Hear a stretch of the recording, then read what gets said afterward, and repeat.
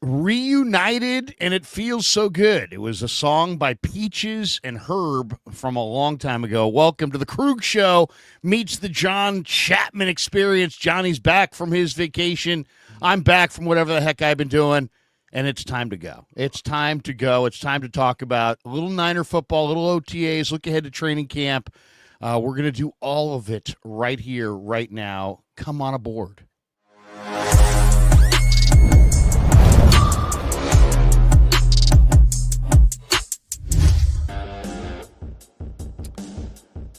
Off and running on a Saturday, 9:19 West Coast, 19 minutes afternoon back east. Welcome to June the 7th. You guys all made it through my youngest son's birthday. That was yesterday. Christopher has turned 16. He is out on the road. He's out on the road. And when I say that, I mean he's driving now. So be careful for this kid. I took him driving the other day. It was rough. It was rough. I mean, we were in an empty parking lot. There was a lot of, slow down. It's a lot. Drifting, you're drifting. Yeah, we're going through the same thing with our 16-year-old Larry, and it's DMV trip later this week, and he's getting his final done. So wow, that's kind of where we're at. So yeah, it's that's a fun time period, man. Yeah. Seriously, good times for sure, and we'll be practicing in a parking lot later today. But we're glad you're all here. Welcome to the Krueg Show. The Krueg Show, of course, on our side is brought to you by Pig and a Pickle, the best barbecue in all of Northern California. Check them out. They're in Emeryville. They're in Corte Madera. They're open 7 days a week. From 11 a.m. till 8 p.m., and they do run out, so don't get there late. Get there early. Get some brisket chili. Tell them the Krueg sent you. We're also brought to you by Claw Daddy Arcades. Right beneath John's head, you see their moniker there. They're a great follow on Instagram, at Claw_Daddy_Arcades, to find an arcade location in the Bay Area near you.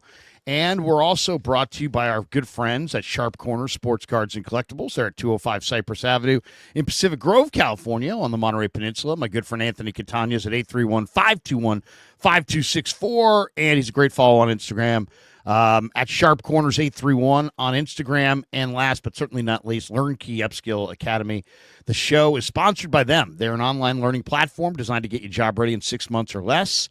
It doesn't matter what field you're interested in. They offer 30 certification programs to get you job ready and upskilled, which is why they're called LearnKey Upskill Academy. They've been in business for 37 years. They helped over 200,000 students. They help about 100 every month placed in new jobs. So check it out. The link's in the description for all of the sponsors. Thanks to them all for being proud sponsors of the Krueg Show. OTAs came and went. Mandatory minicamp is next week. I'll be there for 2 days of minicamp, and then they shut it down until training camp. So we're it's like what we're looking at is what we're going to be looking at as far as the Niners are concerned. What you see is what you get, largely. There could be an addition here or there before we get into who potentially could break out in 2025.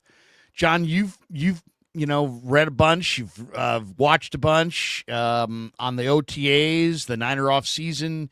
You had Nick Martin on your show. You had several of these guys on your show. You've had a chance to actually converse with a number of the draft picks. Where are you on this 49er offseason? And is there work to be done before training camp personnel-wise? Or do you feel comfortable with where they're at roster-wise? I think that the overall offseason continues to get better and better. Like, I love how they closed it out with the restructures and extensions of 3 of your cornerstone pieces. I love the Bryce Huff trade. And I shout out to Larry. You were on top of that one 100%. So, like, I like where they're at. I still do believe there are some glaring depth issues at certain parts of this roster that, I don't mind relying on rookies. But relying on multiple rookies to hit is a little bit of a concern to me. So do I expect the 49ers to go out and do some more big boy trades? I don't at this point, but I would like to see a little bit more shuffling of the back end of the roster with some more veteran experience at the defensive tackle position. I wouldn't mind that. The linebacker position, I like the depth that they have there, but I think wide receiver and corner are two positions that, at least wide receiver early on in the year, and then the cornerback, outside corner, like you've got a lot of guys fighting for those nickel spots. You know, we're going to talk about a guy that, you know, breakout candidates and all that kind of stuff that not a lot of people are talking about. And Ciaran Neal, that dude might be a day one starter. And it's like, so? The contract, the problem is this. I love Upton Stout, and I think that he's great. And can he earn that starting nickel role, you know, and be that third corner? That's what the 49ers want. But, man, if you're going with kind of what the contracts say with the money in an offseason where they didn't give out money to new people, Ciaran Neal got over $2 million guaranteed dollars for this season. He's got a little bit more experience on the outside. Like, I think that there's an outside shot that Ciaran Neal might be your starting corner week one. That number. Wow. So I just did a breakdown video on the 7 new corners, because after I went to OTAs, I'm looking at the roster and I'm thinking, okay, what are videos that I want to make? What are things I want to say? What do I think of this roster, you know, top to bottom? I'm just kind of going through it. And when I got to the defensive backfield, I thought, wow, they have 10 new players in the defensive backfield. Let's review this. Just on the corner, Trey Brown, Trey Avery. Now, granted, I think Trey Avery might have been there last year, but he didn't play. So Trey Brown, Trey Avery, Jacob Robinson, Upton Stout, Dallas Flowers, Ciaran Neal, Derek Canteen. So that's 7. That's 7 corners that weren't here last year.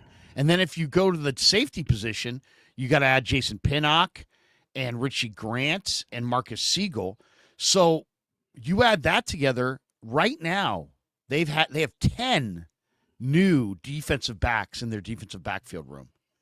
And it's a mix mash of guys. I mean, it really is. I went through the list and looked at their traits and everything.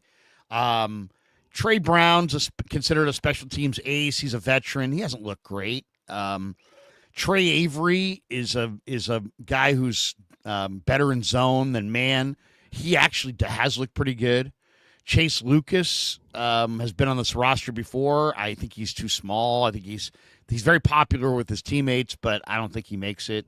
Jacob Robinson from BYU runs in the 4.3s. Lenore and Green and Stout are probably your starters. Darrell Luter looks like a ton, but, you know, he's looked like a ton the whole time. It's kind of now or never for him. And then you got 3 other guys. You got Dallas Flowers, who comes over from the Colts, who actually does have really good size and really good speed. Then you have Ciaran Neal, who played at Jacksonville, who's kind of a special teams ace, but he doesn't run well. I mean, he's got a mid-4.5s 40. He played linebacker once upon a time, and he's kind of a linebacker safety corner now. I don't know. And then there's Canteen, who had, 9 interceptions and 3 different stops in college, and Jacob Robinson had 11 career interceptions. So those guys are undrafted guys who have great ball skills. I think it'll be interesting. I didn't realize the financial component involved with Ciaran Neal, which probably means he's probably, one of these backup corners, whether it's number 5 or number 6 on the list here, are going to be guys who can play special teams. So I would say, between the guys who are going to can play special teams, and that would be like Trey Brown, Trey Avery, Chase Lucas, and let's say Ciaran Neal, I think one of those guys probably makes it, maybe 2. And I think I like the approach that they're doing, where you just throw a bunch of stuff and see what sticks. You've got some experience. You've got some high upside rookies. You've got some scrappy undersized guys, but ball skill seems to be prevalent there. But when the 49ers go out there and, you're talking week 1 division opponent playing against the Seattle Seahawks, like, do you go with the experience or do you go high upside youth? I'm not so sure that youth is kind of the way that you want to go across the board in the secondary, especially whenever, like, there's a chance you're not going to have either one of your top 2 safeties out there. So I think a veteran approach, and again, that outside corner spot, I mean, is it Trey Brown? Is it Ciaran Neal? Is it Darrell Luter Jr.?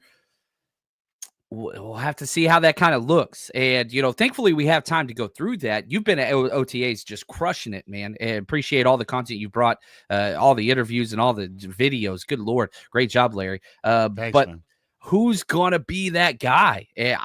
I'm really big on trusting veterans early. And if the contract, I know people are saying like $2 million guaranteed is nothing.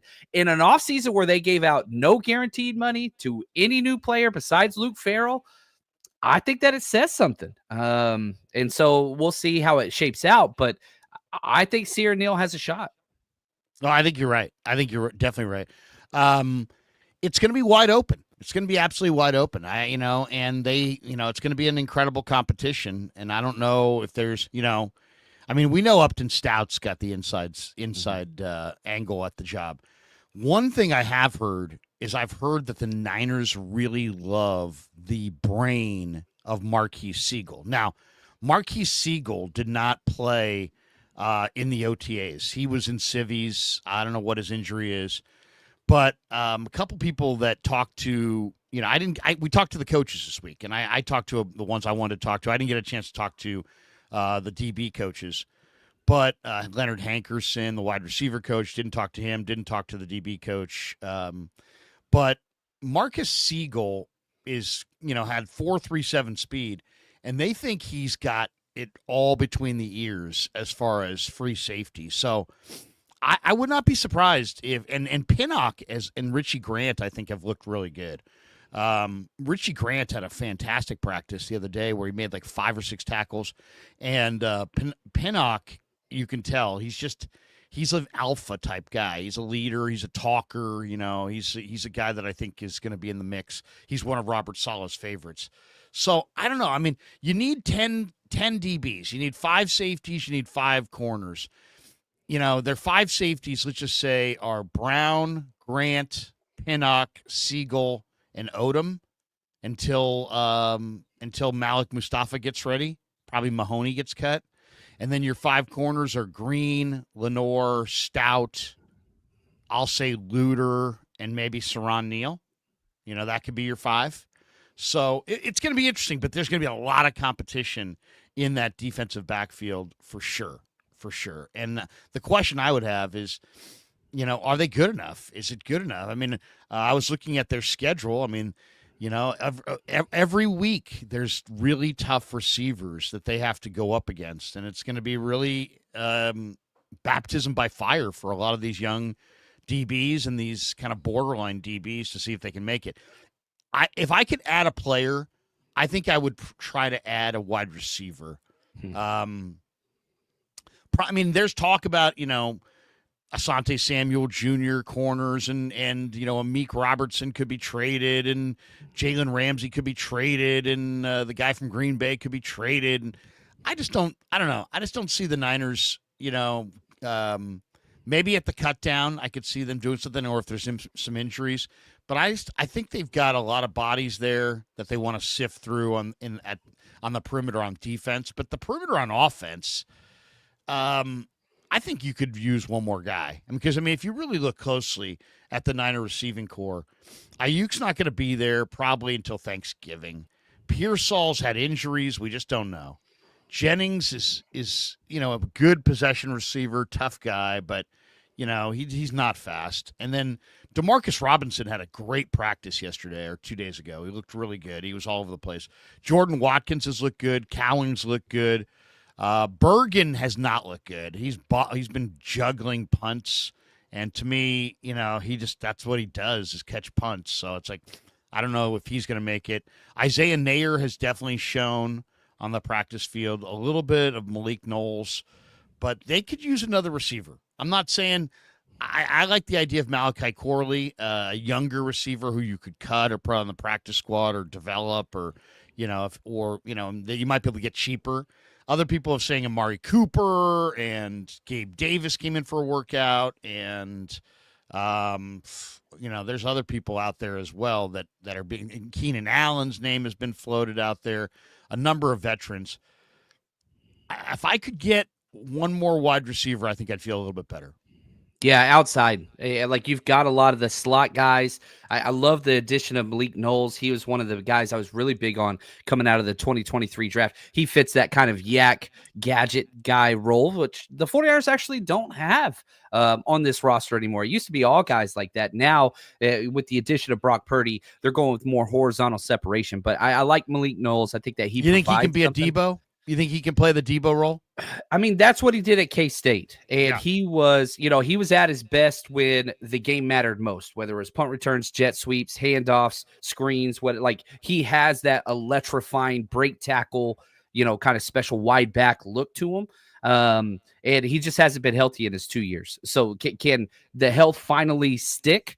And can he finally win that role? But the need is outside. It's not inside. Even if Malik Knowles hits, you're still struggling at outside. Now, you can keep Juwan Jennings there, and he plays that X role, but that's not what he's designed to do. So whenever you go 3 wide receiver sets, like you would like to have some more outside depth. You talked about the hamstring issues with Ricky Pearsall, who we all love and are excited about, but man, he had the fewest practices all last training camp before he got shot. Now the injuries are back like that. Like you need time. He needs time. It's just a little shallow at that outside wide receiver spot. And I mean, there's a couple positions where if you have an injury, you're in kind of dire straits. And outside wide receiver is definitely one early on. It's Juwan Jennings right now, and that's about it. I mean, Tariq Owens, all right. Like Isaiah Nair, all right. Like these are guys that couldn't play at, the elite college level at all. Maybe they've developed and are ready for that, but I just think those are some shallow positions, at least early. I mean, I am a believer. I am a deaf destroyer of words. I am become deaf destroyer of words. Love it. It says Keenan Allen could be our next Anquan Bolden, Emmanuel Sanders. Plus, he balled out with Caleb. We'll see. We'll see. I didn't see this one, but 49 Reasons says Chris Conley has just retired per Ian Rappaport. Yeah. Shout out to Conley, man. Did all the dirty work. Good dude. A+ special teamer. Never complained. Just one of those glue team guys that you have to have in football. Chris Conley, man, a hell of a career, 10 years, and happy for him. He's getting into movie making now, and so just wish him nothing but the best. Smart guy.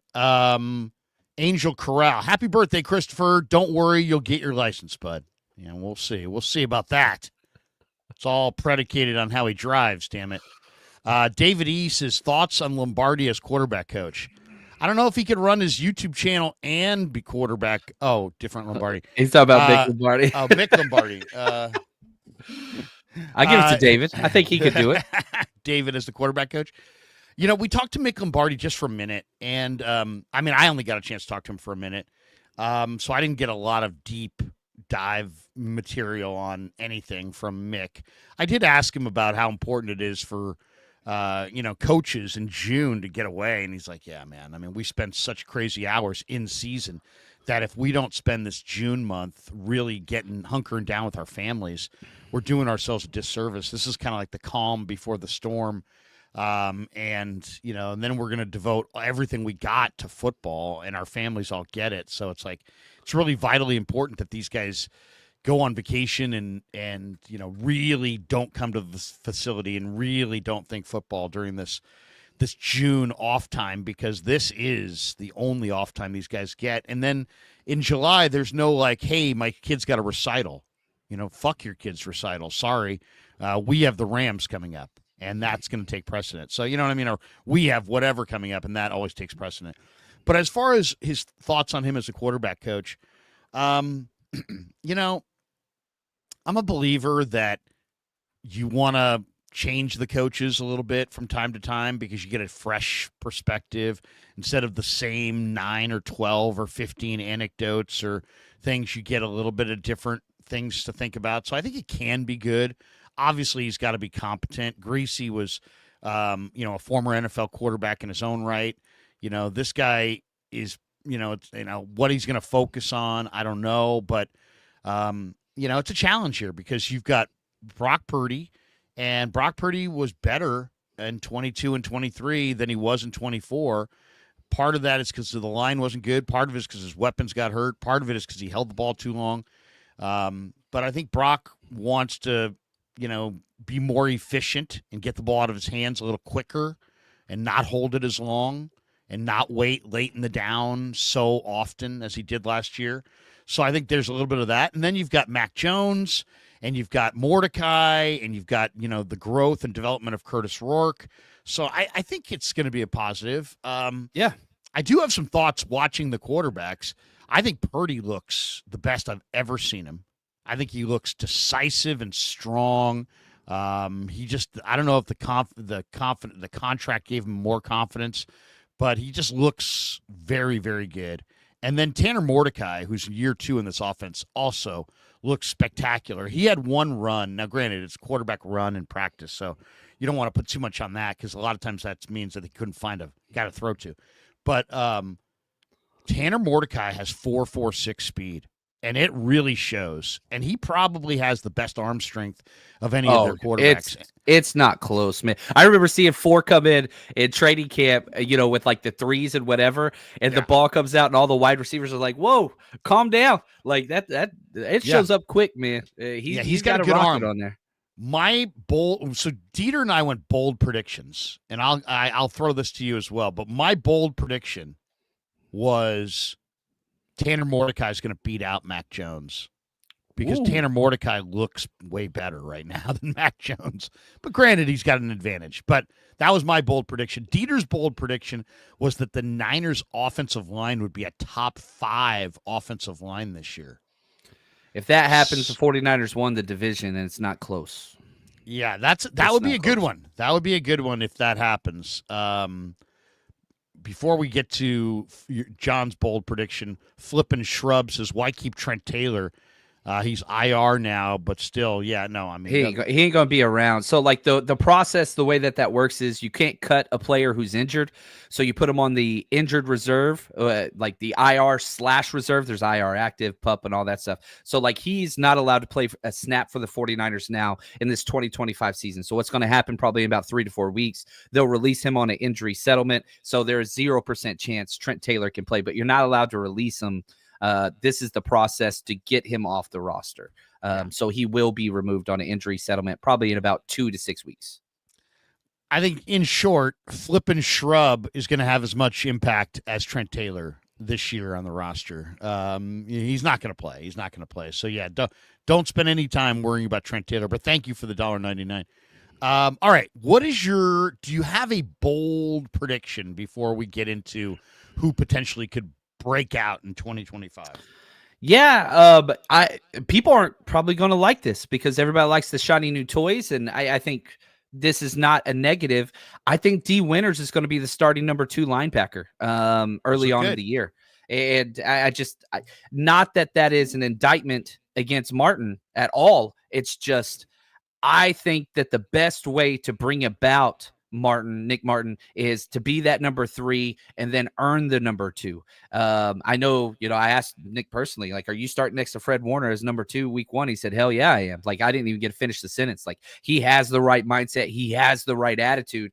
But I think D. Winters is going to bring a little bit of that extra. He's got the athleticism. He's got the experience. I want those 2 guys out there. And personally, I want Nick Martin to earn and prove that's my job in the regular season, not so much training camp. But either which way it shakes out, I'm excited. But I think D. Winters is probably going to win that number 2 job. Interesting. He looks great. He's flying around. I asked Johnny Holland about his linebacking core this week, and he said that D. Winters was the most improved linebacker from last year to this year, and that a lot of it's verbal, and that he's just becoming more of a vocal leader, and he knows he needs to kind of lead the unit now because he's one of the veteran guys there, and so he's taking on an added responsibility, and that leadership role suits him. I will say this though, when Johnny was talking about Nick Martin, he said there's no doubt he's going to be a very good NFL player. Love the attitude. Niners might have got lucky with that one, man. Because without that injury, it's not happening. Like, this dude's going early. And a horrible off-ball linebacker class, I want to be very honest with you. Like, it was Jihad Campbell, then giant gap. But if Nick Martin was healthy and put together another year like he did in 2023 for Oklahoma State, like it might have been 1A, 1B, in which case he would have went the top of the second round. So the idea of getting Alfred Collins and Nick Martin would have been not a possibility at all. So 49ers might have hit it out of the park with that one. I really hope that comes true. I love Nick Martin. I love the excuse me. I love the interview you did with him because you could tell he's an alpha. He's a true leader. He doesn't want to just show up. He doesn't want to just make the NFL. He wants a star in the NFL. He wants to lead the team. He doesn't want to make the team. He wants to lead the team. But we'll see. We'll see. It's going to be really, really good to watch. I like that position. I think they're fortified there, pretty well. Did you get a chance to see the Matt Barrows article in The Athletic on Nick Martin? Yeah, it's pretty awesome. Chauncey. Man. His brother Chauncey went to prison and then got out of prison. And while he was in prison, he was inspired on Saturdays. They let the prisoners watch TV. He was getting to watch his brother play college football, and he's like, "I'm gonna do right. I'm gonna rectify my life." He got out of prison. He went to Harding College, a Division III program, I believe. Gets his degree and is now trying out to play in the UFL. And it's like, man, I mean. That's an incredible story. I mean, not that going to prison is a good thing. That's obviously not. But if you can overcome that incredible negativity and not let it just own you, I thought it was an amazing story, and it kind of shows that the perseverance that Chauncey showed, and we'll see if Nick can lead the way and become a great 49er linebacker. I will say this, from talking to Johnny Holland, Johnny really he talked up Nick Martin, talked up D. Winters. But then he also really had a lot of good things to say about Stone Blanton. When I asked him about Stone Blanton, I thought he was just going to kind of low-key it and be like, he's just here. He's like, yeah, he shows up at the football. There's a lot of things we really like about him. He tell him one thing. He says he can take coaching. He can take hard coaching. He's like, he wants to learn. You tell him something once, he corrects it. He never does it again. He says he's a really interesting player that we like a lot. So that's only undrafted Blanton. Free agent to get any guaranteed money this year. Only one. So isn't that amazing? Just saying. And he just got married. Congrats to him. And now, was Stone one of the guys that you talked to? Yeah, he was on the show. Yeah, he was awesome. I think I saw that. And you got him early on. I mean, this was it like right the day after the draft, maybe, or something like that? Or yeah, it was that week. And so, like, what a cool dude, man. And I mean, his name's Stone. You know what I'm talking about? Like, he got offered baseball scholarships, and he kind of had to choose. So you're talking about like an athlete that is just the right mindset. Just a workout warrior. And so whatever you hear Johnny Holland say, dude, you got to tell this guy once. Like, he is honed in. Major film junkie, all those things, and so just built right. And again, linebacker, there's a lot of new additions, and with Robert Saleh, you got to understand, none of these other linebackers were Robert Saleh picks. So you've got all these new guys coming in. There's a lot of space available there, and in an offseason again where they didn't give out much guaranteed money to new players, Stone Blanton was the 1 out of 7 undrafted free agents that got any guaranteed money. So he was high on the list. Yeah, I mean, if there's one thing that I really would want to be critical of the Niners for, it's that they didn't spend more money in the undrafted market. I mean, that was a loaded class, man. That was short-sighted. That was not wise, and that wasn't a great savings. You didn't save. Who cares? So you spent $2 million less than the Eagles. They got 4 players for those $2 million that you probably could use, including guys like, Holland Pierce, who could be a future starter for the Eagles at right guard. And so the Niners, I know they're trying to save money, but choose another area to save money. I mean, to cut off the undrafted market in a year where it was an incredibly deep draft was not wise, and that might be their undoing this year. We'll see. That's such an incredible market, and the Niners have dominated that market and have landed big time guys. Raheem Mostert, Jeff Wilson. I mean, we could go on. Kevin Givens, Azeez Al-Shaair. I mean, the Niners have found undrafted players of note. So for them to sit out, and then their comment, Tariq Ahmad's comment to Matt Barrows in the Athletic piece reviewing the draft was like, hey, man, we had 3 7th-round picks and we wanted 3 more because there was all kinds of guys we loved in the 7th round. All the more reason to spend money in the undrafted free agent market. And I thought that was a very cheapo move by the Niners. And hopefully it doesn't burn them, but we'll see. I mean, that was not smart. I didn't like that at all. You're saving, what, $2 million? You probably blow $2 million on confetti. You probably, you probably blow $2 million on like fertilizer for sod that you're not going to use. I mean, it's just absolutely asinine for them not to spend that money. And I thought and considering they had you get free agents because of money and need, and they had plenty of need. And they just didn't bring any money to the table. It's just baffling. Truly, it was a head scratcher. But hopefully some of these guys hit. And I do like the guys that they brought in. It's not that we don't like them, but it's like they could have. It was a market that could have been. They could have gotten 2 or 3 more significant guys, and I bet you 1 or 2 of those guys could have made the roster. And don't tell me it's a non-factor, because Evan Anderson last year, by the end of the year, might have been one of their 2 or 3 best defensive linemen, and they signed him as an undrafted free agent. So, yeah, he made about 10 times what the entire undrafted free agent class made this year by himself. Unbelievable.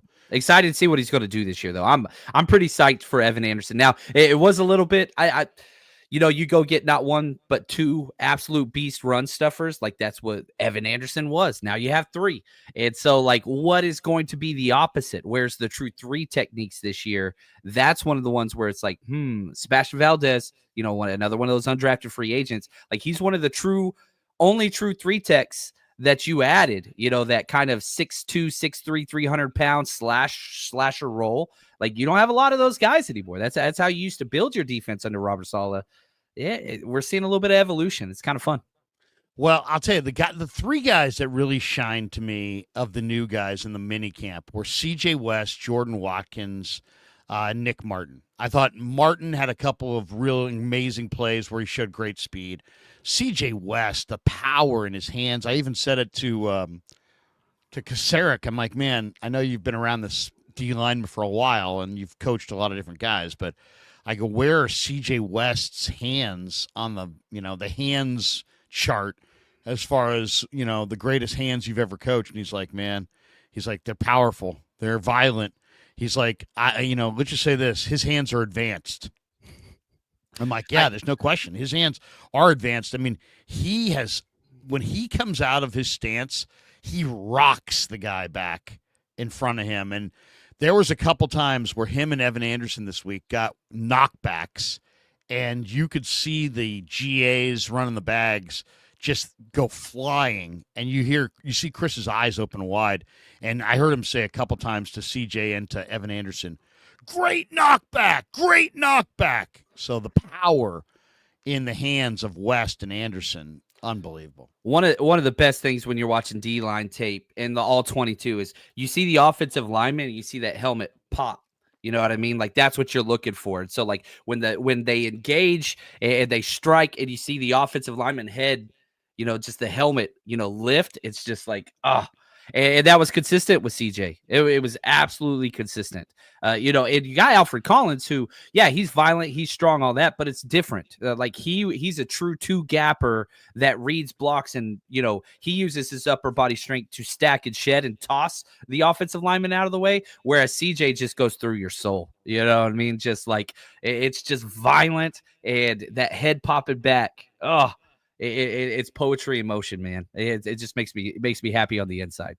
Before we go with the bust out, guys, give me your do you have a concern? Because, like, my first concern is just that I've seen a lot of rookies, and some are good in, mini camps. Some are good in training camps. Some aren't good until the second half of the year. Some aren't good until their second year.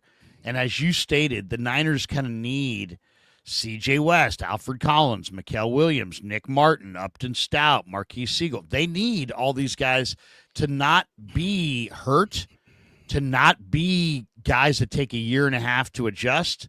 They need these guys to hit the ground running and play and produce right away. And what are the odds that they're going to go 6 for 6 on those defenders?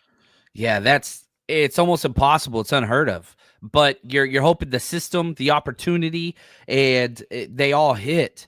That's kind of my biggest issue with this offseason is you don't have the veteran depth if they don't all hit early.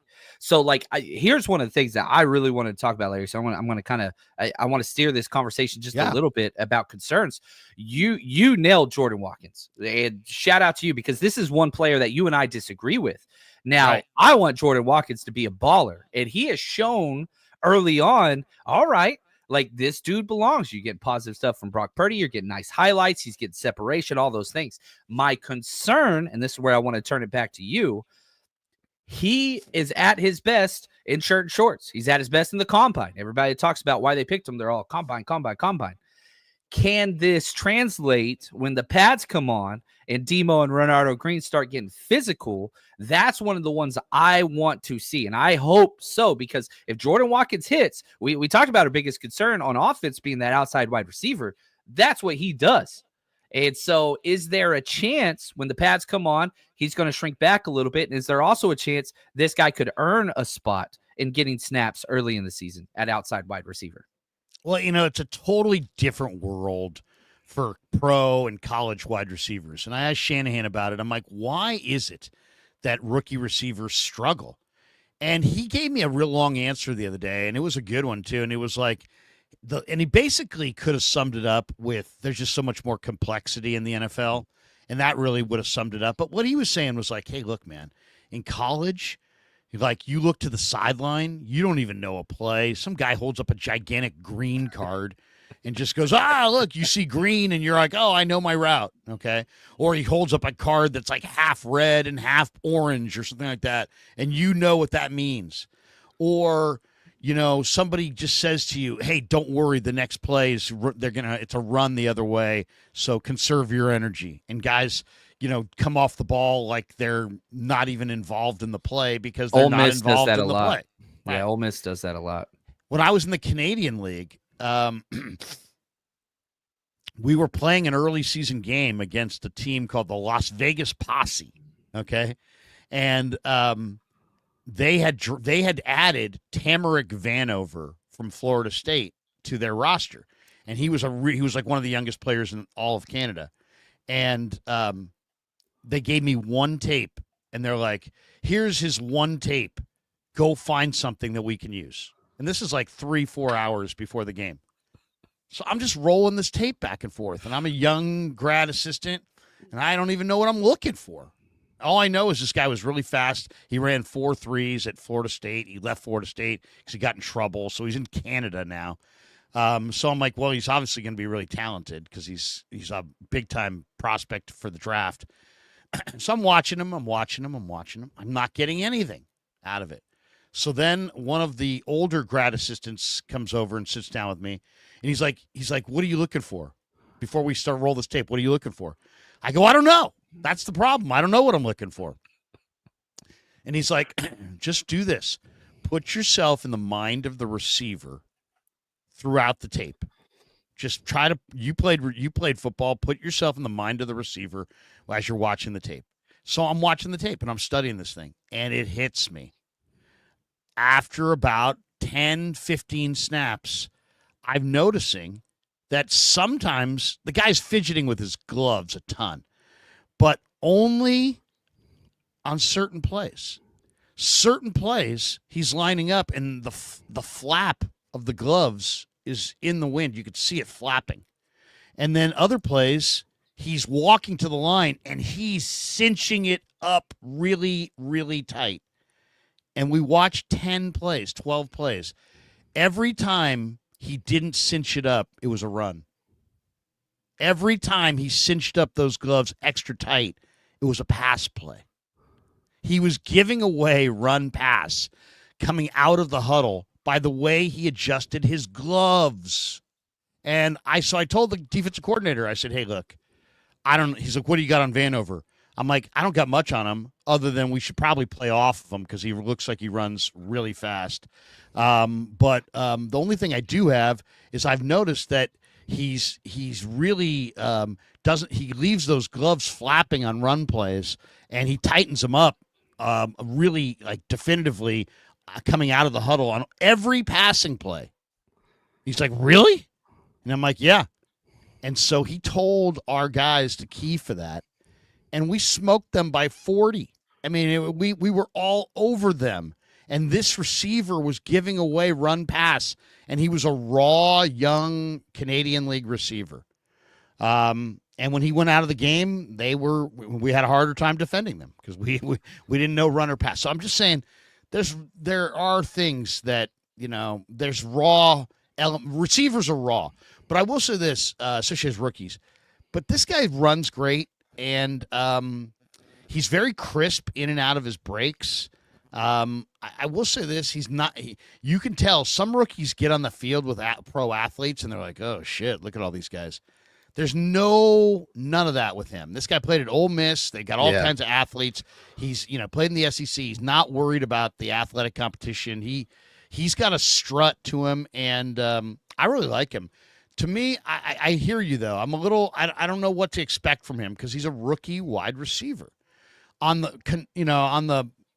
other side of things, Jacob Cowing, and I don't know about Ricky Pearsall. I would imagine Pearsall does too, but Jacob Cowing looked phenomenal in this minicamp.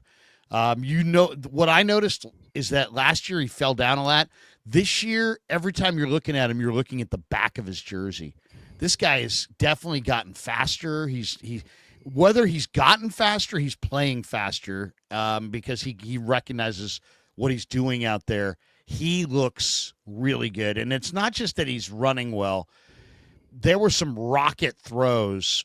Like Mordecai put one on him, and it was just a laser. And, it was a tough it was like a corner route. He's running towards the sideline. The ball's coming over his left shoulder, and it's on a line, and it was a laser. He dove for it and caught it. So, I mean, his hands are a lot more pure than they were a year ago. So, I mean, they look more pure. They look more developed. So, I think Cowing is one of my bust-out guys. I think Jacob Cowing is going to have a big, big year. And my other bust-out guy on offense is Isaac Guerendo. Isaac Guerendo, John. Oh my God! I mean, I asked Bobby T about him, and he said, his attitude is the best of almost anybody I've had. He's like, he really wants to get better. He really wants to work hard. I said he caught 15 of 16 balls last year. Johnny, is that, or Bobby? Is that what did you think of his ball skills? He's like, oh yeah, he's got great hands. He can catch the passes. He's got to work on some things, but they love what they see, and I think Guerendo could be huge this year.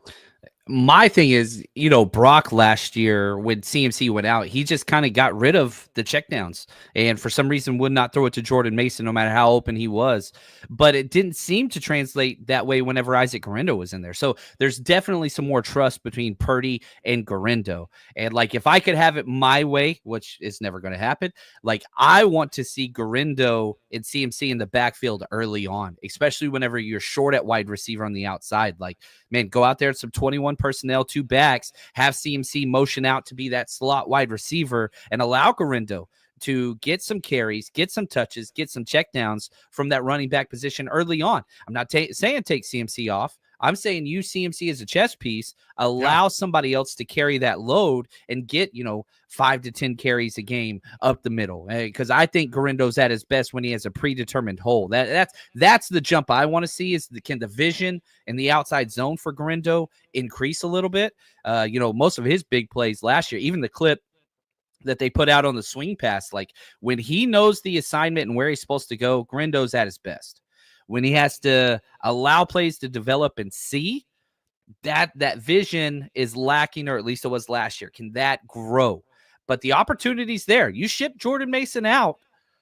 running back 2 is yours. Jordan James is behind you. But, like, man, the 49ers, if you could get a quality year, it doesn't have to be running back 1. I'm not saying that at all. But if you could get a change of pace, which is crazy because he's faster than Christian McCaffrey, but like that change of pace back that could spell, and you don't have to alter your game plan. You could still check down. You could still hit those swing routes. You can still do all those things. Man, this 49ers offense doesn't miss a beat when CMC might get a breather or two. Oh, that would be paramount for the 49ers offense. First bust out guy I would say is Guerendo, just because it's going to, it shouldn't be that difficult to get him the ball. I think you're in year 2, you'll be able to line him up all over the formation in different spots because he'll know where to go.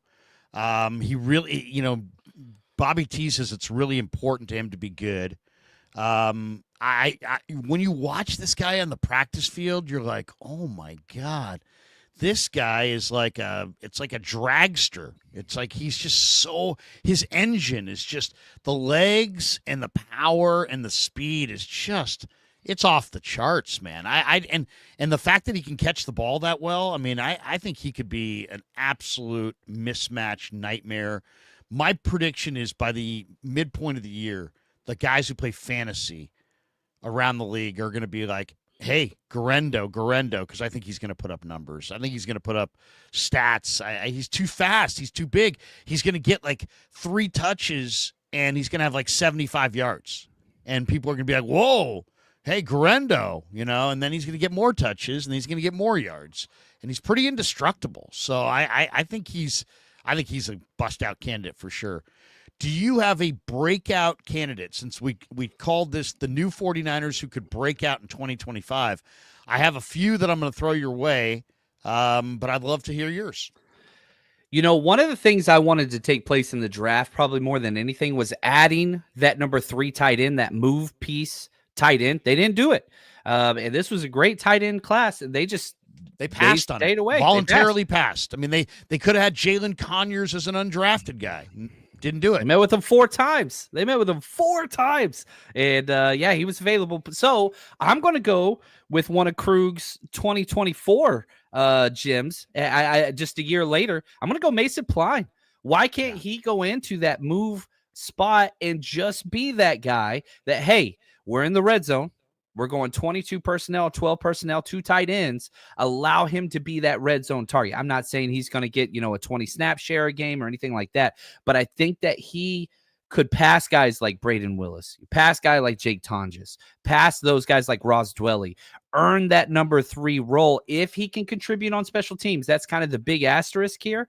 But why can't he be an extra red zone target? I mean, that if there's one thing that this guy can do, he's huge. He's a basketball player. He's got the athleticism. He's got the reach. He's got the jump catch radius. Allow him to develop in that. And I knew last year was a little bit of a tough stretch, but I want to see in Larry, whatever. I was at training camp last year. He got no reps. He wouldn't get reps at all. They were like, dude, you're a project. Just stay on the side, learn. I wonder if this year it's time. And I hope that he just gets the chance. Because I think he has something to offer that nobody else in this tight end room outside of George Kittle has, and that's the receiving prowess to be a weapon in the red zone and short yardage. I want to see Mason Pline get some more work. It's a good one. In fact, I just his agent reached out to me recently. He's going to be on the Krueg show coming up here, and we're fired up about that. I said, when do you want him on? He's like, in June. I'm like, all right. We're here. So, yeah, I'm a big fan of Mason Pline. He's smart. He's big. He's athletic. And it's interesting. Okay, so this tight end room, Kittle makes the team. Farrell makes the team. And then I think Braden Willis, I've noticed that they're using as a backup fullback. So I saw Braden Willis being utilized as a fullback. So I kind of wonder if they're moving Willis from tight end to fullback, because they did add Ross Dwelly. They do have Tongas and they have Pline. And I would imagine those 3 guys compete for one spot. Tongas, Pline, and Dwelly, I think, compete for one spot. And Willis is he's competing for a backup fullback spot. That would be my guess. But that's a good one. I love the Mason Pline bust out projection. I think he's a very good candidate to bust out. I think they intentionally didn't play him last year. They gave him the full redshirt year because they knew they had a basketball player. He's been playing football for 3 years now. Like, that's it. Yeah. I mean, but they gave him the full redshirt year. I mean, it wasn't like they were not tempted late in the year to put him out there. They weren't. And so I think that's a good sign. That means that they want to invest in him. So I think this is go time for him. I'll go bust out candidate. Sometimes you go to practice and you see nothing, and you stand there and you just don't see anything. Other times you go to practice and you see something that's freaking amazing, and you're like, oh my God, am I seeing this?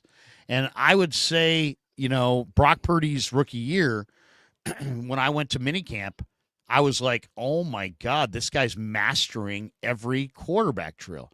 This guy looks better than Jimmy. This guy looks better than Trey. This guy looks better than Sudfeld. This guy looks better than the rest of these quarterbacks. Brock freaking Purdy. Okay, so that's what we saw a couple years ago. And sure enough, so now if I'm in a mode where, man, I do not, if I see something, I don't hold back anymore. I'm not like, oh, you know what? That's not what I'm supposed to see. That's why we love you, Larry. Yeah, I don't hold back anymore. If I see something, John, that I actually really believe in, I don't doubt myself anymore. I don't sit there and go, no, but he's listed as this, so he's probably not very good, and I'm just not seeing it right. I now trust my eyes more because I've been proven correct on time and time again. And when I have trusted my eyes, I've made good decisions. There is a guy that I'm so over my skis on right now that I'm a little nervous. And it's Austen Pleasants, the offensive tackle who was signed in January or December, and when they just ran out of guys and Trent wasn't coming back, they needed to find a guy. Chris Forster told me this week, he's like, yeah, we had Pleasants in a workout camp and we thought he looked pretty good, but he was just the best guy in the workout camp. And we signed him, and then we threw him in there, and you remember he played at the end of the year, and then they were very surprised with how well he played. He played well, they said, at the end of the year. But I mentioned to Chris, I said, Chris, Austen freaking Pleasants, what the heck? And he looked at me and he's like, I know. And he was like, we had like a kinship there. And there was other people standing there asking questions. But Chris knows I know. And because I ask him questions every week. And a lot of guys bail out of the Forster presser to go run in the locker room. I always stay in there and ask Forster questions because he is one of these guys that can't tell a lie. He's hilarious, man. I love him. He tells you all kinds of things if you just ask questions. This year we're not going to have him. He's gonna. It's going to be Kubiak because they've moved the roles, so we won't have Chris every week. But I said, Chris, what in the heck, Austen Pleasants? And he's like, I know. He showed up this summer, and it's like he's bigger, he's stronger. He's like he's one of the fastest moving big guys I've ever seen. He's 330 pounds. He's a solid 5 or 10 pounds bigger than Trent Williams. John, this guy was moving on the practice field. I thought I was watching like the offensive line version of Secretariat. I mean, it was unfreaking believable how fast Austen Pleasants is at this point. He looked so freaking amazing that based on what I've seen, I would say there is a chance that Austen Pleasants is your starter at right tackle and Colton McKivitz moves to left guard. Now, the Niners have it right now, Trent Williams at left tackle, Ben Barch at left guard, Jake Brendel at center, Pooney at right guard, McKivitz at right tackle. But if Austen Pleasants this summer looks as good in training camp as he looked in this mini camp, they're not going to be able to keep this guy off the field. He's too big. He's too fast. He's 27 years old. He's not 35, and he's not 20. You know what I mean? This guy's absolutely in his prime. He obviously worked out a ton in the offseason. The calves are just bowling balls. The guy's driving people around off the field. I mean, it's like the speed that this guy's getting to the second level at 330. I have never seen that from a 49er offensive lineman. I've never seen this kind of speed. So this guy I am cuckoo for Cocoa Puffs over Austen Pleasants. And I'll say this, Dieter said the Niners will have a top 5 line. The one thing the Niners do have here, and it's like a lot of people bash the Niners in the offseason. It's funny, the O-line is like the one area. If you want to show me what level you're at with the Niners as far as do you follow them daily, whatever, the people that are ripping the O-line are the people that are the biggest casuals. And all I would say to that is, and I'm not saying, believe me, I'm not saying this O-line's great. I believe in PFF's numbers over Firster on Jake Brendel. Jake Brendel is 24th in PFF. He's number 1 in the heart of Chris Firster. I mean, it's just Brendel was with Firster in Miami. Firster recommended Brendel to the Niners, and they saved a lot of money getting beyond Richburg and Alex Mack, and they went cheap on Jake Brendel, and it's worked out. And so I think that's a success story from within. So that's maybe why there's such loyalty between Firster and Brendel. But forget Brendel for a second. Trent, Barch, Brendel, Pooney, McKivitz, let's just say those are your 5 starters.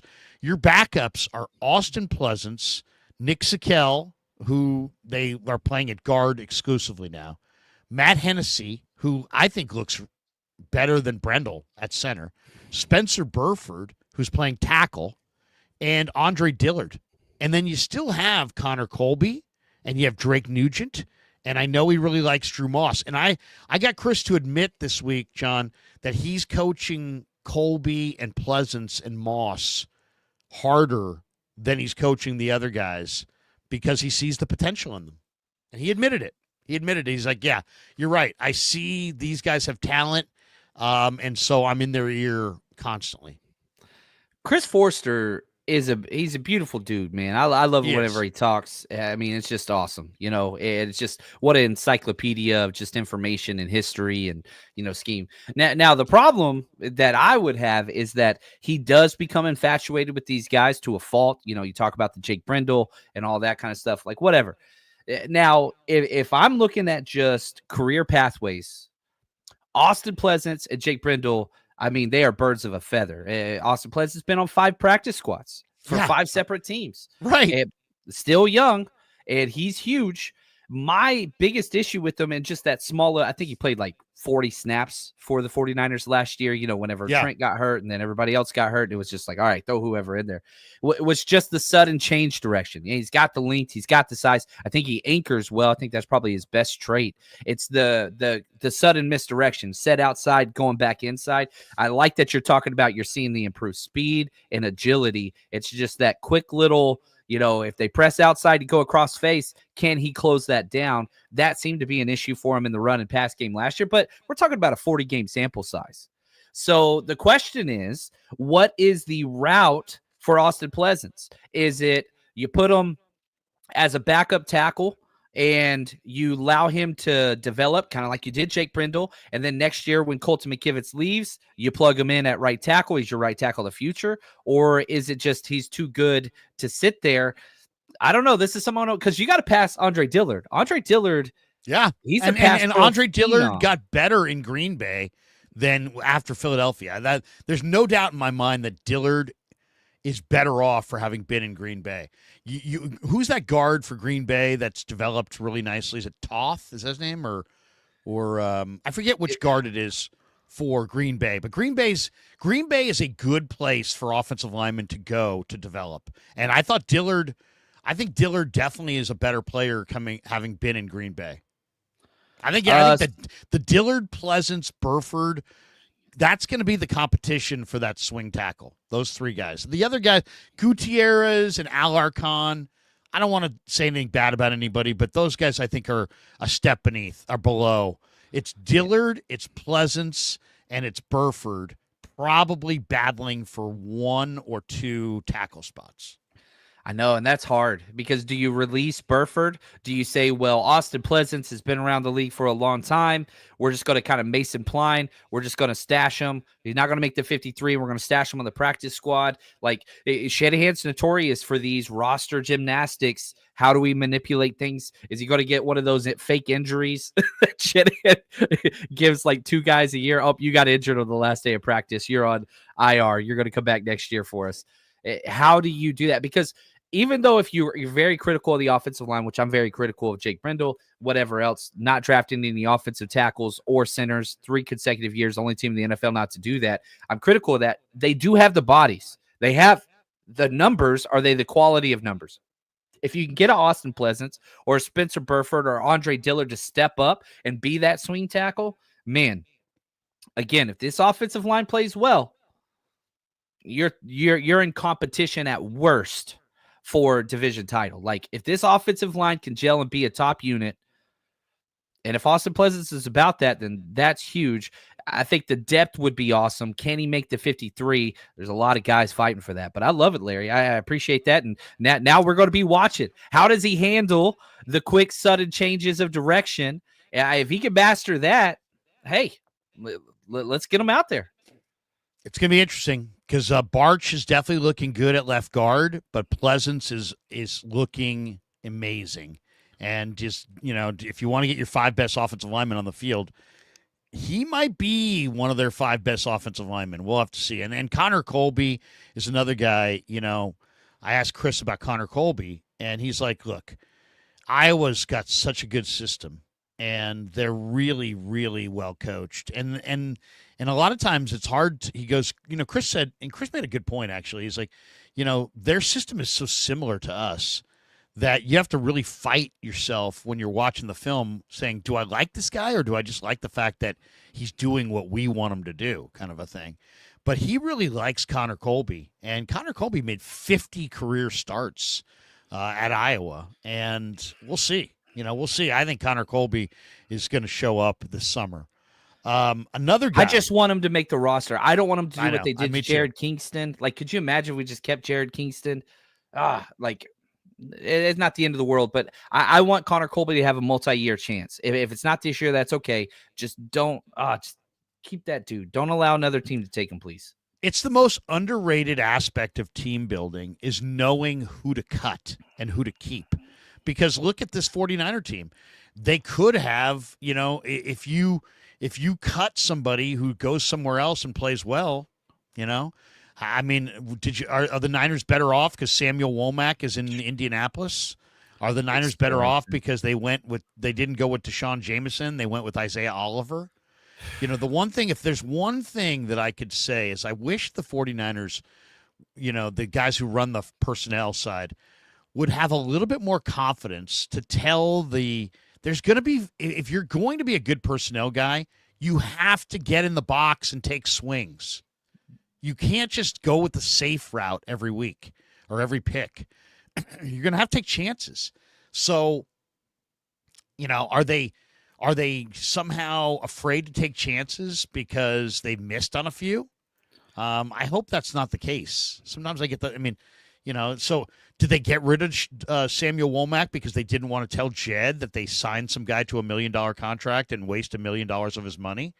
Well, what's worse, that you wasted $1 million of his money or that you let a really good corner jump to another team and he's going to play for the next 5 or 6 years in Indianapolis? So I just want to see them have a little bit more courage of their convictions on some of their guys that they drafted, and we'll see where it goes.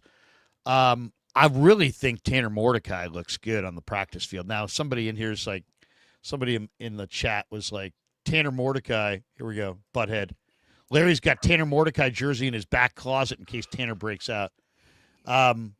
He does look good. He really does. I mean, he has good arm strength. He has good foot speed, and he knows the system. So I threw this out. I think he looks amazing. What would you do, and what will the Niners do if Tanner Mordecai, as he looked in this last round, let's say he looks like this all summer. Let's say Tanner Mordecai outplays Mac Jones. Then what?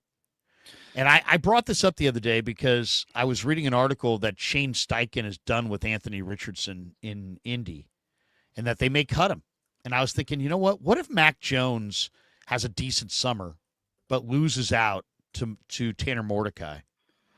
Would Chris Ballard offer the 49ers a draft choice for Mac Jones to back up Daniel Jones in Indy? And I think there's a possibility of that. And then the 49ers would have to decide who's their third quarterback. What do you think of picking up Anthony Richardson if he gets cut? Oh, And because here's the thing. Everything's got to work out right. If the Niners have Purdy 1, Jones 2, and Mordecai 3, and Curtis Rourke redshirting, everything's fine with the world. But if Mordecai beats out Jones, I don't think Jones is going to be happy being here as the third quarterback. And in that scenario, I could see the 49ers saying, hey, Chris Ballard, you want to give us a 5th-round pick for Mac Jones? You can have Mac Jones. Oh, you're going to cut Anthony Richardson? Hey, Anthony, come to town and you can be our third-string backup quarterback and we'll develop you. Only reason this is intriguing to me is that Anthony Richardson is not Trey Lance. Anthony Richardson is 6'4", 250 with 4.4 speed. He's and massive arm strength. So I think Trey, at the end of the day, we missed on Trey. The Niners missed on Trey. Everybody missed on Trey, largely because his skill set was falsely reported. His arm strength was not awesome. It was just ordinary. His accuracy was not okay. It was below average. And his mobility was not top tier. It was below average. So, he really wasn't the big, strong, fast guy. But Anthony Richardson is big, strong, fast. What do you think of my scenario where Mordecai beats out Jones? Jones is not happy as number 3. They trade Jones to Indy, causing Indy to waive Richardson, and then you sign Richardson as your number 3. What do you think? Yeah, there's a lot of moving parts. It's fun. I love these types of conversations. I would argue the 49ers 100% are keeping 3 quarterbacks for the rest of Kyle Shanahan's whatever, right? The rule got adjusted because of the 49ers and Brock Purdy's injury. The 49ers will always have 3. And we saw last year, Josh Dobbs outplayed Brandon Allen 1,000%. He really did. Brandon Allen was still the number 2. So even if Tanner Mordecai overplays, and again, I want to go back a little bit. I watched Tanner Mordecai and Waco Midway put it on South Lake Carroll. He threw 5 touchdown passes and knocked him out of the Texas playoffs with a way inferior team. I've been a Tanner Mordecai guy. This dude, he's got it. It's just, I think that he's a long-term play. And, the speed, he can run, he can do all those things. I think Kyle wants him to be, I think the long-term play is Brock Purdy for sure, Curtis Rourke and Tanner Mordecai fighting for quarterback 2 and 3 next year. That's kind of what I see. Now, I'm completely out on Anthony Richardson. The story of him walking over to the sideline saying, I got to come out of the game in the red zone because I'm tired on 3rd and goal. And that was actually I can't. I'm sorry. It's what's John Lynch always say? We want guys that love football. I'm sorry. You're not a quarterback tapping your helmet I need a breather, but it's fun. Yeah, obviously he's a freak. He's unbelievable. One of the most athletic quarterbacks in the history of the NFL. I am as out on Anthony Richardson as possible, but for a quarterback, you don't believe he can be developed. I'll say this: the skill set. I think we all know the skill set is. What, once in a lifetime kind of a skill set? Nobody's got this kind of size and speed, but I agree with you. He's a freak. Pulling yourself out of a game shows where he's at. But that's also why he would be a number 3. I think he would be happy to be the Niners number 3, where I think Mac Jones will be pissed if he's the Niners number 3. And I don't know that I want a pissed number 3. Agreed. So and, you have Pearsall who played with Anthony Richardson. So you pull Pearsall in the office, man, hey, talk to me about this guy. And you have the videos. He was working out with Anthony Richardson. Him and Jacob Cowing were this offseason. So, you've got some inside sources, some inside track there. But man, there's no reality in my opinion. If I jump inside Kyle Shanahan's head and I do like being John Malkovich, like Kyle loves him some Mac Jones. McCorkle Jones, like he has McCorkle Jones bobbleheads at home, I swear. And so like I don't care how bad he is. They even released Mac Jones highlight. San Francisco did, on their official Twitter. Like they gave him $5 million total guaranteed. Like I think he's got to be the guy. But you're right. If he got benched, McCorkle's not a team guy. I don't think that he is that, and I don't think he ever will be that. But you're here for 1 year. You're on the Sam Darnold reevaluation plan, and hopefully he gets paid somewhere else. And I'm pulling for him, even though I don't like him. But I'm pulling for him because he's on the Niners, and it's in our best interest. And hopefully he signs a gigantic deal, and we get a huge comp pick next year. But oh man, this quarterback room is always going to be fun, Larry. I like this idea though; it's fun. I mean, it's wild. I mean, it's a wild idea for sure. But you know what? Occasionally, I'll throw out a wild idea. Let's get crazy. Let's get weird. What do you make of the Ayuk discontent via Instagram? I'm too old to decipher it. I'm too old to analyze it. It's the whole thing is. I'm just annoyed by him. I don't really care that much at the end of the day, but there's just something really annoying about him. I'm not anti him. He's a hard worker, and he, it's not like he, won't talk to me or whatever. He'll utter whatever he utters, but he just doesn't.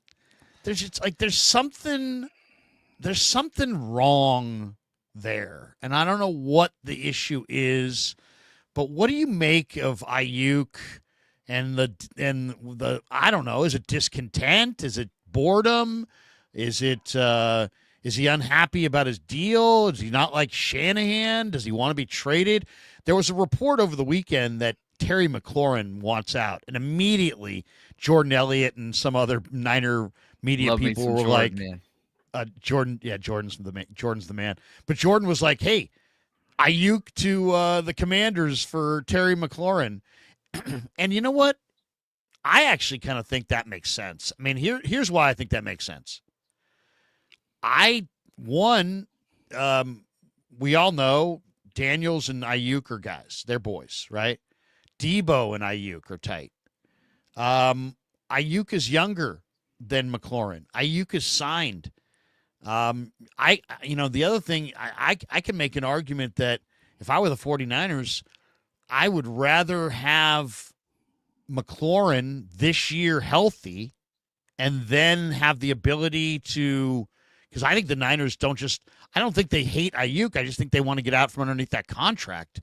And this would be a way to do it. What do you think of trading Ayuk and something to the Commanders for McLaurin, and then letting McLaurin walk at the end of the year instead of extending him, and then you get out from underneath the deal? Yeah, Terry McLaurin's a better wide receiver than Brandon Ayuk, in my opinion. Now, they have different skill sets. Ayuk is a separator. That's like he separates much better than McLaurin. McLaurin is a huge play waiting to happen. Scary Terry takes the top off, much better deep threat, all those things. The problem is Terry doesn't even want to play this year for the Commanders. So if you trade him, like, you got to pay him. And I don't want to touch this wide receiver market ever again.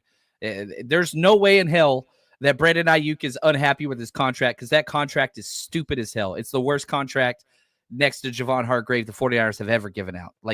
But I like Brandon Ayuk. I just think that contract's bananas. You're talking back-to-back $45 million cap hits. That's insanity to me. But Ayuk does have an out after 26 and 27. Right. And his 27 and 28 cap hits are both over $40 million. I mean, it's huge. And so, I hated that contract. I wanted to trade him before, but I like Ayuk as the player. And I will say this, you've been at training camp. Ayuk was back-to-back years training camp player of the year. He is a worker. It's just lately, last offseason, this offseason, he's just a talker. And he can't work because he's injured. And, everybody gets injured. It's not whatever. That's not his fault. It was a freak play. And, God, that is awful. It's just, man, how do you trade a player that's injured? So if you're the Commanders, why would we take Ayuk over Terry McLaurin? We see it as our Super Bowl windows open now. We were in the NFC Championship last year. We need healthy now. Sorry, you got to play. So, yeah, I would take Terry McLaurin over Brandon Ayuk. 100%. All this Instagram nonsense, I stay the hell out of it, man. I do not. I have Ayuk. Excuse me, sir, do you speak Instagram?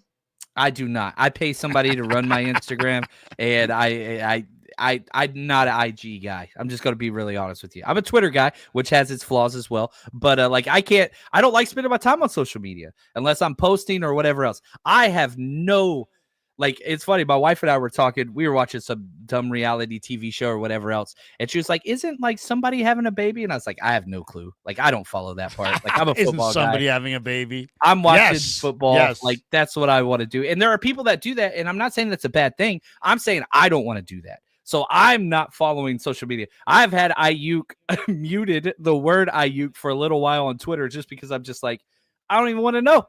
I don't even want to know. So I would like to do that trade. I don't think that it happens. I don't think you trade an injured player. That contract is garbage for any team that has it. But you got to take your medicine. So the good news, hopefully you have Ricky Pearsall, George Kittle, Brandon Ayuk, and Brock Purdy together for the next 4 years, and then allow that contract to expire and then kind of rebuild. I am not for paying wide receivers top-tier money. That position's so grossly overpaid. Should be interesting. I don't know what to do with Ayuk, but I'll say this: if I could somehow throw some asset with Ayuk, get McLaurin, and somehow just have McLaurin this year and let him walk at the end of the year, or give him an extension, but it's some kind of a more reasonable extension. Yeah, I would do it. Oh yeah, I would do it. Oh yeah, I would absolutely do it because I do think there's a diva side of Ayuk, and that part of his personality I don't love. But if you do that, that just means Shanahan's going to be drafted a wide receiver in the first round again next year, Larry. Yeah, but if it's the kid from Ohio State, I don't mind it.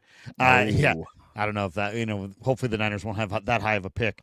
Was there anybody else from minicamp or from OTAs that you think is going to bust out? Because I've got two more names of guys that I think are going to bust out, and we haven't discussed them yet. Yeah, let's go. I want to hear your guys because this is I'm being selfish John Chapman right now. When Larry talks, I listen. Okay, so one guy who really looked good, I thought, last year, but he was too slow, was Tatum Bethune. And his instincts are awesome. He knows how to play inside linebacker. He can play inside linebacker on first and second down, but it's that third down where he was going to be isolated against an athlete in space and just kind of crushed. And so he needed to find more speed. And it's how do you find more speed? Well, you can't, right? You're as fast as you are. The only thing you can do is get in better shape or redo your body. And so I'm thinking, well, maybe they'll tell him to redo his body. And I asked Fred Warner about him the other day because I thought he looked amazing. Bethune looked amazing in practice. And he goes, yeah, I'm really impressed by Tatum, everything that he's doing. He's like, it's not just his play. He's like, he's remade his entire body, and he's a totally different athlete. And that's what I'm seeing as well, John. I'm seeing a guy who last year had great instincts, knew where to be, showed up at the football a lot of times, but didn't quite have enough speed. He had to find, if it's like Brock Purdy. Brock Purdy didn't have requisite arm strength. He went to Jacksonville. He found a little bit extra. Now he's got requisite arm strength. Well, I think Tatum Bethune's the same thing, but with foot speed. He didn't have enough foot speed. He needed to pick up an extra step and a half or 2 steps, and he did. And it's an amazing thing. His body is leaner and faster. He looks different. This guy still has the instincts. Watch out for number 48 this summer. Most Niner teams go with 6 linebackers. It's Dre, it's Fred, it's Nick. Those are the top 3 guys. You signed Gifford. He's going to be there. That's number 4. So you got 2 spots open, and you got Chaz Surratt, Jalen Graham, Curtis Robinson off an injury, Stone Blanton, who we mentioned before, and Tatum Bethune. And I'll go as far as to say Tatum Bethune's going to get one of those spots. He looks awesome. I think Tatum Bethune, if this extra speed is real, and it looks real, if this body reconfigurement is real, it looks real, dude, I think he is going to be a absolute surprise player for the 49ers. I think he's found the speed that he needs, and I think he's going to have a career. I really do. Watch out for Tatum Bethune this summer. He looked amazing in the OTAs. Robert Saleh comes in and kind of redoes the defense through the draft, and every single player that you got is an excellent A-plus run defender. That's the thing they're tackling. Stop the run first. Well, if Tatum Bethune is good at anything, that dude's an A-plus run defender. Has been every single year he's played. Even last year was great. Only had about 50 defensive snaps, but still A-plus run defender. The issue, it has kept him from getting all the playing time, is like you talked about, the speed. He ran a 4.77 at the combine. Play speed's a little rough. He's not great in coverage. When they do those one-on-one drills, in training camp, it's bad. Like, not a space player. So can that develop? And so if you could become a more complete player, yeah, he's decent on special teams. He had about 165 special team snaps. Wasn't awful, wasn't great. But if you can get that speed and play better in space, you already have the A-plus run game attributes. So, like, that's there. That's paramount for the 49ers this defensive, offseason. Can the speed, can the coverage, can those things no longer be a liability? Well, then, yeah, you've got a number 4 linebacker that, man, you've got D Winters, you've got your rookie Nick Martin, obviously Fred Warner. Dude, that's a solid 4. That's been DFF. Now, DFF has been the number 4. He's the exact opposite. Terrible in the run game, great coverage guy. So I'll take Tatum Bethune in the upside over DFF any day, obviously, but can he get better in coverage? We'll see. But yeah, the thumper, dude, he's so mean. And so I love that, because that dude, he'll lay some people out. Tatum Bethune. Just remember that name. I know a lot of people are like, forgettable, this and that. No, watch this guy. He's got the instincts, as John said. What he's got, you can't really teach. And then the part was, could he find that extra step and a half? And most guys aren't going to do the work. But the Niners must have been real with him and said to him, hey, look, man, if you don't find an extra step, you're cut next summer. But if you can find an extra step, you may play 10 years in the NFL. Somebody got to Tatum Bethune and told him what the deal was, and he went and did the work. And, man, unbelievable. Watch for him this summer. He's going to be fun to watch. Another guy I got to throw out here, because once again, my eyes tell me this is a player.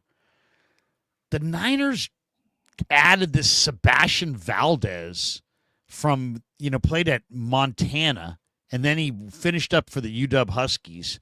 And he's a 300-pound guy, but in the drills, like I watched the D-line drills very, very closely this week because they have so many new D-linemen. You got to watch how these guys react to each other after the reps, because if a guy gets owned in a rep, guys don't high-five him. Guys look down when that guy comes back to the huddle, and they're like, they may say, hey, go get him next time or whatever, but they're not, this is pro football. They're looking for results, right? If you get results, you get dapped up. Sebastian Valdez, after almost every rep, is getting, violently dapped up by like every single guy. I mean, guys he's making an impact. I don't know. First of all, he's 6'4", he's 300 pounds. He had 34 reps of 225. So that would have been number 1 at the combine had he been invited. He wasn't invited to the combine, but that would have been number 1 among all defensive tackles. So this guy's very, very strong. His speed is ordinary, but he doesn't have any braces, no legs, no knee sleeves, no nothing. This guy's out there. He looks healthy. He's flying around. He's fast. The motor, the strength. I'm telling you, man, Sebastian Valdez is going to be fun to watch. I don't know. I'm not, I was big on Spencer Wagee last summer. This guy's way more talented than Spencer Wege, who played a lot. The key is with these secondary backup defensive tackles, do they play on the ground? Do they stay off the ground? And Wege did not, but Valdez appears to be. And if you watch his UW film, it looks good. I'm just saying, Sebastian Valdez, watch him. Watch for him. Yeah, I'm. It's funny. We're doing a 90-man roster series where we do like one video exclusively on each player, 91, separate things. Sebastian Valdez, that's my work today. So like all morning, I've just been going through his tape. Dude's strong as an ox, like you talked about. Strong. And the 49ers in this scheme, that 6'2", 6'3", 300-pound guy, that is just what they build around. There's not that many of it. You have Kevin Givens, you have Jordan Elliott, and you have Sebastian Valdez. So, like, that's it. All the other ones are giant, big-bodied run pluggers, but your traditional three-tech, there's not a lot of those on this roster. And, man, you're talking about somebody that, again, A-plus run defender. Now, when he was with Montana, he was known for his pass rush. 8 sacks, 7 sacks. Transfers to Washington. The run game was still great. He got 4 quarterback hits, 2 sacks. So the pressure kind of dissipated with the quality of talent, but make no mistake, this is a undersized slasher that does not get moved. And that is a rare trait, because if you're a 3-tech that can hold up against double teams and that duo, double blocking scheme that almost every single team in the NFL runs now, we call it inside zone for the 49ers, but whatever, that dude anchors. And so whenever you're not getting pushed back into the linebackers, that's huge. Jordan Elliott can't do that. Kevin Givens is better at it, but like Sebastian Valdez can do that. So another one of those A-plus run defenders with pass rush upside. Can it translate? He gets push, but does he impact the quarterback enough? We'll see. I'm with you here, Larry. Sebastian Valdez, he just fits and checks a lot of boxes that the 49ers really covet on that defensive line spot, and they don't have those bodies. They just don't have those bodies right now. No. And it's Valdez is going to be interesting to watch. There's no question about it, because he's got some serious talent. All right, 2 chats and then we'll jet. Half Dead says, Krueg, babe, fuck our anniversary. We got Niners footballs on Sunday. There you go. Nightmare on any street. F your kids' recital. We have the Rams coming up. That was your quote. I love it, man. I love it. Sorry, honey. My first football coaching meeting, my very first time ever, right? Just got hired. And right. So we're having our very first staff address. And the head coach starts with, you got to plan your pregnancies, guys. Nobody's giving birth in football season. You got to be here. And I was like, ha, ha, ha, ha. And everybody's like, no, this is serious. Like, don't get pregnant during football season. You have to be here. And it was just like, all right, welcome to Texas football. This is wow. the way it's going to go. We're talking about high school. High school football, man. Yeah, it's the way it goes. Man, so did you go back and talk to the wife about that, or were you guys already? I did not have that conversation with the wife. I was like, nope, this is not. I'm not saying she's this. Not going for that. She's not going for. Yeah. Well, that's going to do it for us. I hope everybody has a great Saturday. Thanks to Pig and a Pickle for being the title sponsor of the Krueg Show. Thanks to Learn Key Upskill Academy and Clawdaddy Arcades for sponsoring today's show. Thanks to Sharp Corner Sports Cards and Collectibles as well. John, what do you got cooking the rest of your Saturday? Man, going to be chill, doing our roster countdown series and all that kind of stuff. But outside of that, going to take the youngster to the gym, get a little bit of weights in, and yeah, man, relax. It's off season, baby.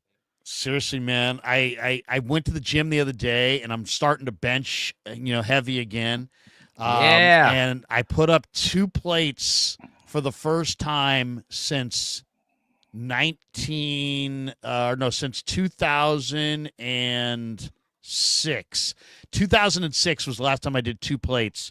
And I've been working up to it, and I did 225 3 times without a spot yesterday. Ooh. And I'm sitting there. Valdez ain't got nothing on you, Larry. And I'm sitting there, I'm looking around. I'm like, did anybody see that? Because I normally have one of my kids working out with me, and I can be like, hey, look, Dad outlifts you.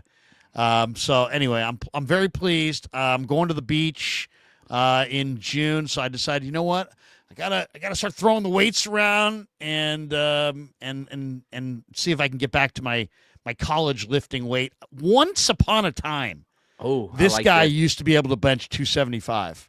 You 2 stud. plates and a quarter. And I have, now I look at it when I see guys and I'm like, Jesus, that's a ton of weight. And I can't come. I'm 50 pounds shy of that right now. I mean, it took everything I had to do 2 plates 3 times. I mean, You stud. I love it, man.